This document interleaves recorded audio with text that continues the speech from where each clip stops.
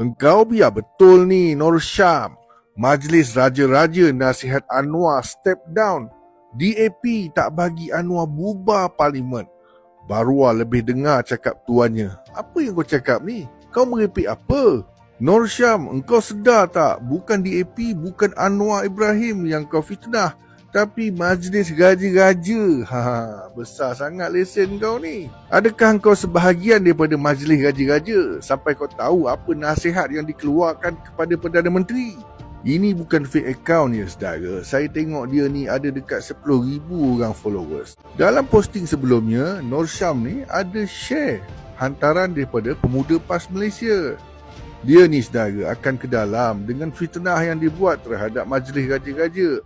Saya harap ni Pemuda PAS Malaysia bolehlah tolong support dia, buatkan tabung untuk Nur Syam ni. Dia macam tu lah saudara. Bila dah kena kutip nanti, dia katalah ini kerajaan kejam, kerajaan yang tak berhati perut. Padahal dia yang buat hal, lepas tu nak main victim, play victim pula.